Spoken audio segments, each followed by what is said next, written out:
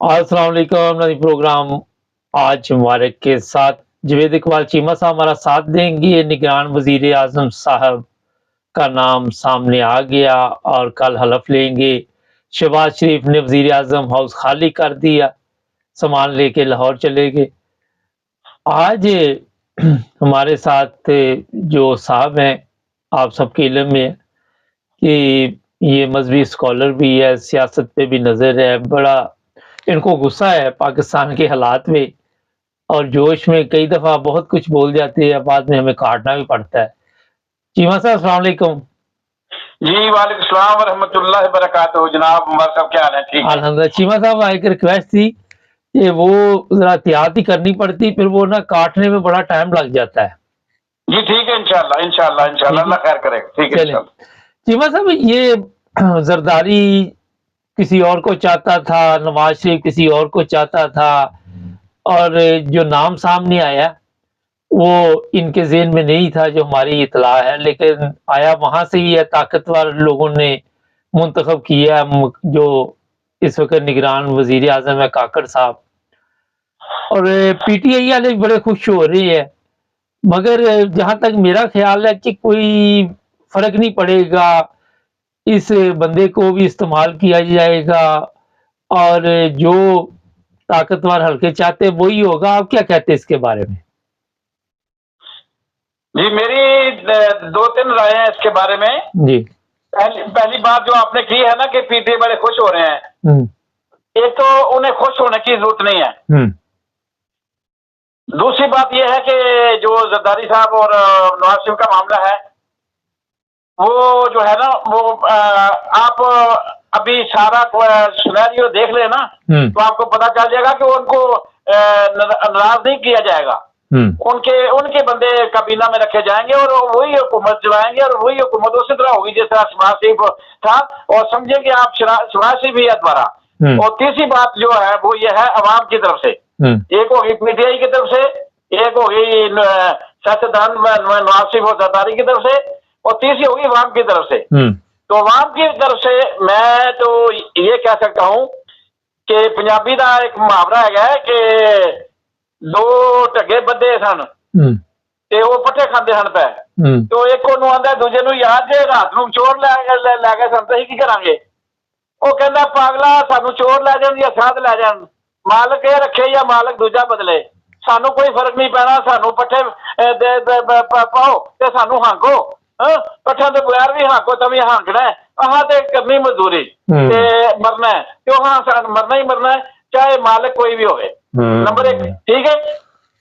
ते सानू ਇਹਦੇ ਨਾਲ बदलना काकड़ आवे या माकड़ आवे या किरकड़ आवे या कोई होर कोई अपना कोई कड़ंगा आ जाए, सानू कोई फर्क नहीं पैंदा इस वास्ते कि असल चीज जड़ी है वो ये वे मैंने कहा उर्दू में आ जाए, मिसाल खत्म होगी। असल बात यह है कि हमें कोई फर्क नहीं पड़ता इससे, कोई काकड़ आ जाए, माकड़ आ जाए, लिकड़ आ जाए, लकड़ी आ जाए, मकड़ी आ जाए, इसलिए कि जो असल सूरत हाल है, जो पीटीआई वालों के साथ हो रहा है, जो तरीके इंसाफ के लीडरों के साथ हो रहा है, जो इमरान खान के साथ हो रहा है, जो अभी गिरफ्तारियां शानदार गुलजार वगैरह ये वो दूसरों पर वो है, ये सब कुछ जो है ना ये आप ज़हन में रखें कि इसमें कमी वाकया नहीं होगी। क्योंकि असल जो मालिक है ना, मालिक जिसके पास डंडा है, वो डंडे वाली सरकार मौजूद है।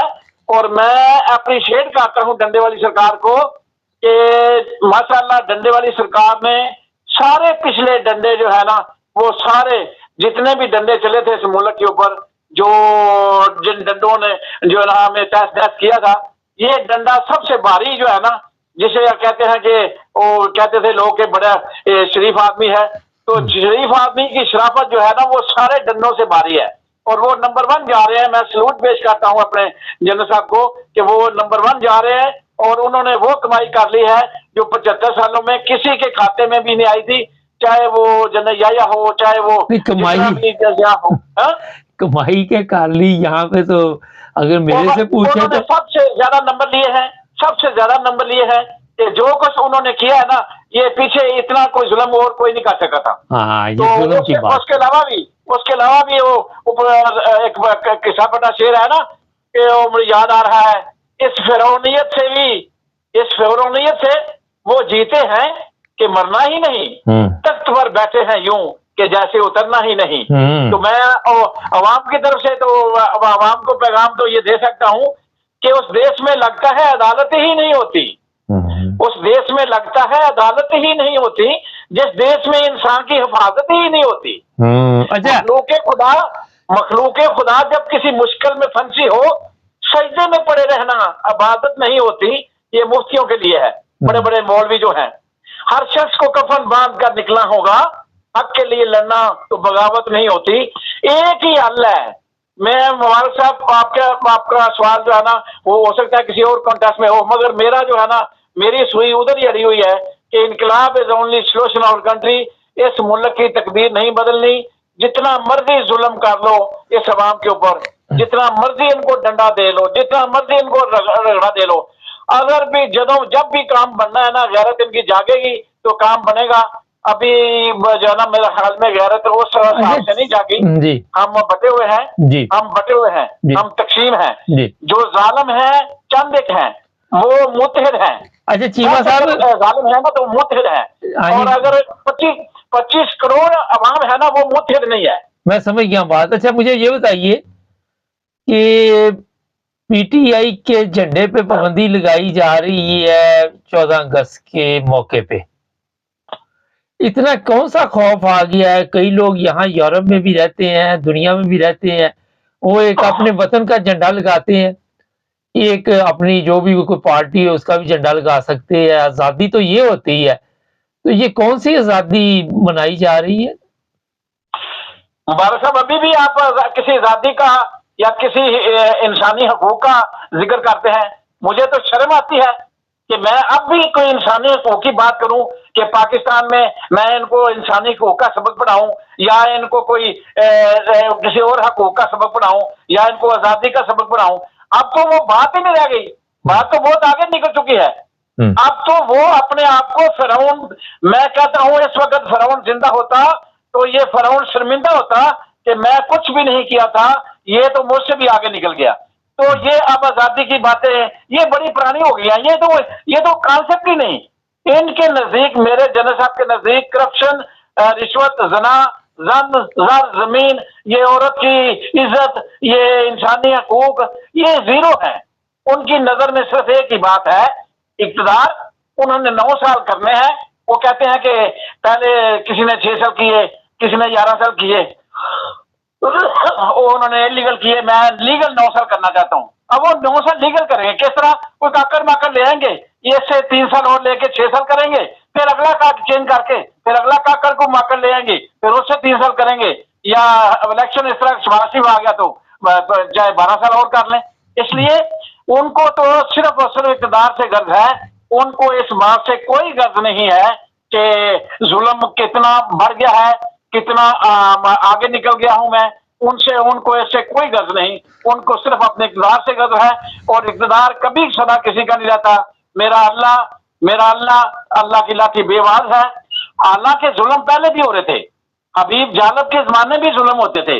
वो उन्होंने क्या कहा था मुझे याद आ रहा है, वो लाख कहते हैं कि जुल्मत को ना जुल्मत लिखना, तो हमने सीखा ही नहीं प्यारे बाजादत लिखना।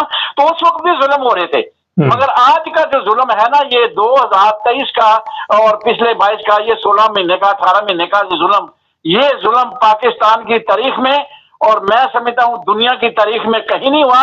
कश्मीर और फलस्तीन वाले भी हमसे पीछे रह गए हैं, वो जुल्म भूल जाएंगे जितना जुल्म पाकिस्तान में हो रहा है। अच्छा मुख्तसर जवाब दीजिएगा, वक्त अब कम रह गया। ये बताइए कि सुप्रीम कोर्ट कुछ करेगा या बस इसी तरह चक्कर चलता रहेगा? देखें मुबारक साहब, आप तो दुख वाली बातें करते हैं सारी। अभी फिर मैं आपको बात की थी कि ना इंसानी हकूक है, ना कोई जो है ना वो किसी और किस्म का कोई हकूक है, ना हमारे हाँ कोई कानून है, ना आइन है। सिर्फ और सिर्फ क्या है ये अदालतें, ये क्या है? ये तो सारे के सारे, अब मैं वो लफ्ज बोलूंगा आप बेशक काट दें। नहीं ना बोले। आपने लिखा था डीएनए टेस्ट, तो इनके डीएनए का ये तो हमकी औलाद है सारे। ये फारूक, उमर फारूक, ये क्या है chief justice of Islamabad high court, और ये दल्लावार दलावर और ये सारे ये बिके हुए हैं सारे। इनकी वीडियो उन्होंने दिखा के सारे प्रोग्राम इनको फिट किए हुए हैं। कोई इंसाफ की तो नहीं है किसी किस्म की। ये लारा लप्पा बंदयाल साहब ने भी इस कौम को उल्लू बनाया है, बहुत फुद्दू बनाया है, बहुत फुद्दू बनाया है। इसने भी बेड़ागर किया है और 14 अपने ही जो इम्प्लीमेंटेशन नहीं करवा सका अपने फैसले की, इससे बड़ी और बदकिस्मती क्या होगी। मुबारक साहब, आप किस इंसाफ की बात करते हैं? अच्छा चीमा साहब ये बताइए, चले इंसाफ की तो वाकई बात नहीं वहां पे की जा सकती। वहां पे एक बोर्ड लगे हुए हैं कि पाकिस्तान छोड़ के मत जाओ, ये बड़ी कुर्बानियों से लिया हुआ है। लोगों को आपने देखा वो बोर्ड या नहीं देखा? मैं भेजूं आपको। मैंने तो देखा हुआ तो नहीं है, तो बाकी ये लोगों को लिखने की जरूरत नहीं है। इनको कहना समझ, इनके अंदर से खुश होते हैं वो कि पाकिस्तान छोड़ के भाग रहे हैं। ये खुश होते हैं, ये बात ध्यान में रखिए। मेरा तजिया मेरा उल्ट होता है हमेशा। हुक्मरान कभी इस बात से नाराज नहीं होता कि ये छोड़ के भाग रहे हैं। उन्हें पता है कि जिनके अंदर शऊर है, जिनके इज्जत और गैरत वाले हैं, जो बोलना चाहते हैं, उनकी आवाज नहीं सुनी जाती या उनको डर और खौफ है, वो इस मुल्क से भाग रहे हैं। इसलिए वो खुश है कि ये वोट बैंक जो है ना, सच वालों का काम हो रहा है। इससे किसी को नुकसान नहीं है, इससे नुकसान नहीं सच वालों का है। इमरान खान का नुकसान है जो छोड़ के जा रहे हैं। बहुत शुक्रिया सर। ये सारे उसके वोट थे, इनके खिलाफ थे बंदे जो छोड़ के जा रहे हैं। तो वो तो खुश है, वो अंदर से खुश है। ये सब भूल बलियां हैं सारी, हमें धोखा दिया जा रहा है, हम धोखे में रखे जा रहे हैं। हमें इंसान समझा ही नहीं जा रहा, हमें भेड़ बकरियां समझा जाता है और हमें बेवकूफ तीन कौम समझा जाता है। इक़्तिदार वाले यही समझते हैं कि ये बेवकूफ है, इनको ठुड्डे मारो, ये इसी काबिल है। बहुत शुक्रिया सर। शुक्रिया। नहीं, चीमा साहब की बात तो बिल्कुल दुरुस्त है कि कहाँ से भी घूम के हम जाएं, प्रॉब्लम तो वही है ना कि इंसाफ वगैरह तो नजर नहीं आता, अदल है नहीं। ठीक क्या उन्होंने अभी उनको बड़ी जल्दी शुक्र है समझ आ गई, ब्रेक मैंने लगाई, मैंने कहा वरना ऐसा लफ्ज इस्तेमाल कर दें। आज जो शाम को हालात हाज़िरा आप देखेंगे उसमें मैं बताऊंगा जो जज यूरोप में आया हुआ है लंदन में, उसके मतलब इस वक्त क्या खबरें हमारे पास पहुंची हुई हैं। हमारे चैनल को सब्सक्राइब कर ले, जुड़े रहे हमारे साथ।